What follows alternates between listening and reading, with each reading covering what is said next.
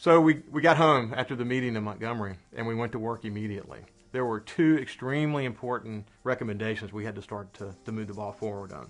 One was developing a regional strategic plan for coastal Alabama. And second was the development of the Coastal Alabama Leadership Council, which was going to be responsible for that regional planning process.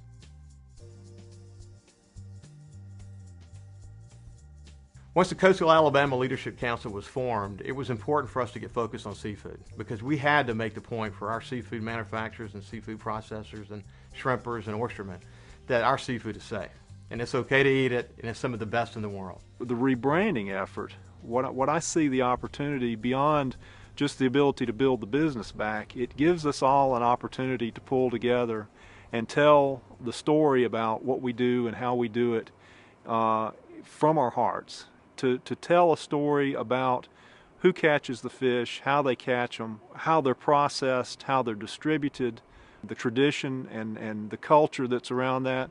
We have this very rare opportunity to tell that story. I think the data has demonstrated quite well that the seafood's safe. All the seafood that we consume is very safe, and seafood in the Gulf of Mexico is probably the most tested seafood in the world. So the safety of the seafood is really not an issue to me. It's the perception that citizens have around the Gulf and really beyond the Gulf, because we export a lot of seafood from the Gulf of Mexico to other regions of the U.S. So to overcome this regional perception and really national perception that Gulf of Mexico seafood is unsafe or tainted is a challenge that hasn't been solved yet. We've got to get the message out that the seafood is safe. I'm up in New York and I go by this restaurant and they are proud to tell me that they do not serve Gulf seafood. I realize we've got a problem. I thought about that oysterman and that shrimper down in Bayou La Battery, how their livelihoods are depending on us to get this right. I thought about the people of this region who are depending on us to get this right. We have got to get the message out that our seafood is safe. The perception that people developed over the months after the spill, the perception was that the seafood was toxic. It was unsafe to eat, that the dispersants had gotten into the food web and were moving up into the seafood that we ate, regardless of whether the animals were alive or not. We dispute that. We have, our rule of thumb is, for instance, if a fish is healthy enough to bite a hook, he's healthy enough to eat. And that seems to have been proven over and over again. Unfortunately, there's still that perception. So we did two things. We worked with Governor Bentley and his team to get the executive order written and established, creating the Alabama Seafood Marketing and Promotion Board. The second thing we did, though, is we started a grassroots campaign working with a company out of Birmingham called Big Communications, called Serve the Gulf. It's hard to know who to trust. After all we've been through, things around here changed, but there's one thing that never will, and that's who we are. ServeTheGulf.com is a place where people can go and see the studies and see the links to help them understand that this is the most tested seafood in the world. You can also see the commercials and see what we're doing to try to put some legs on what we call this grassroots campaign.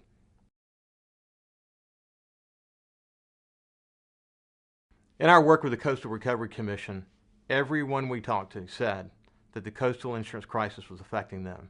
That's why we push hard for the creation of a coastal insurance task force focused on this issue. And now Governor Bentley has done that. And our team within the Leadership Council has also been focused on a number of other things that will help us get our rates down. You may walk around without life insurance, you may walk around without health insurance, but if you drive a car, if you get a mortgage, you're going to have some insurance. The availability and affordability is going to affect you. And if you live in South Alabama, then we've got additional risk. So that's the big deal with insurance, and it touches everybody's lives, individuals and the corporations, businesses, because they can't put a stick in the ground before they get insurance. The solution is building our homes higher, drier, safer, smarter, stronger.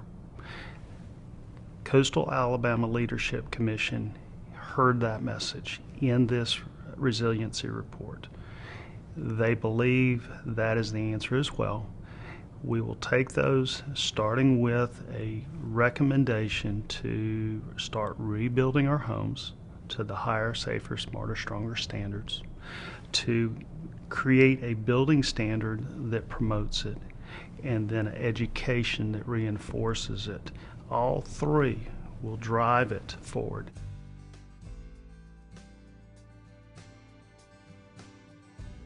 We're very proud to say that the oil spill is behind us. We already have indications this current year that we're back to pre-oil spill levels in our occupancy rates and our business activity. Many of our restaurants are already reporting so far it's the best year ever. So we're very optimistic not only of the coming months and the coming season, but our coming years as well. 1/3 of the state's tourism dollar comes from coastal Alabama. So the health of coastal Alabama is important to the rest of the state. So it's good to see that people are feeling better about the summer season and where we're headed. But the Leadership Council is going to make sure we don't forget what we learned. And that is that we can work together as a region and actually strengthen our tourism dollars going forward. One of the simple things that we learned last fall, and we'll carry through now with the Leadership Council under the Regional Tourism Committee that Mike Dow and I are on, is we didn't have a one voice for tourists. You know, Dolphin Island talked about Dolphin Island. City of Mobile talked about the City of Mobile. Gulf Shores Orange Beach talked about Gulf Shores Orange Beach. But we never had one voice. And there we have the Civil War Trail that takes in the whole region, have the Birding Trail takes in the whole region. But for the consumer to see what the whole region has to offer them while they stay and play, we didn't have that.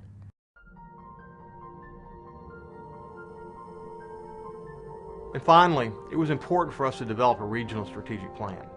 Everyone will understand what their role is, whether you're an unincorporated community, whether you're a small town, or whether you're Mobile.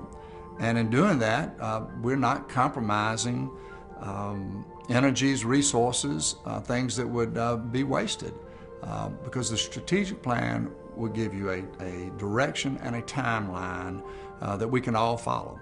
Through this process, we've uncovered vulnerabilities all over our region.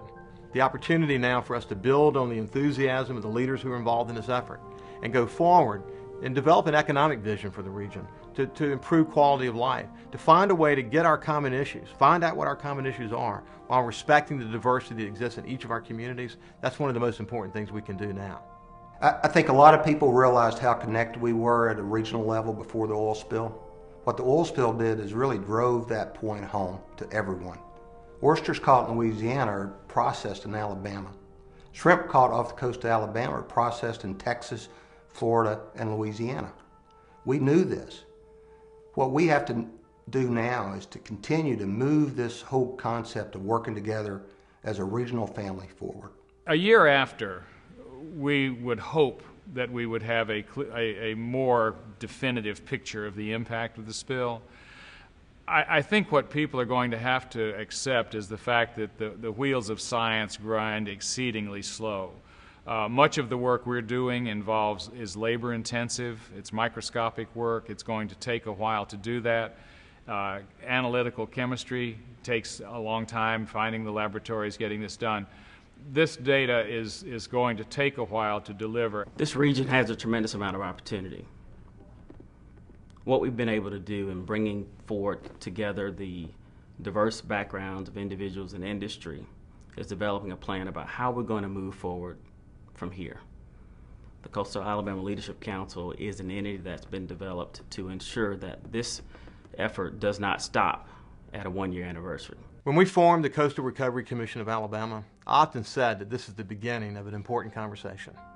I'm proud to say today that because so many amazing people have come together across this region and even across the state, that conversation continues.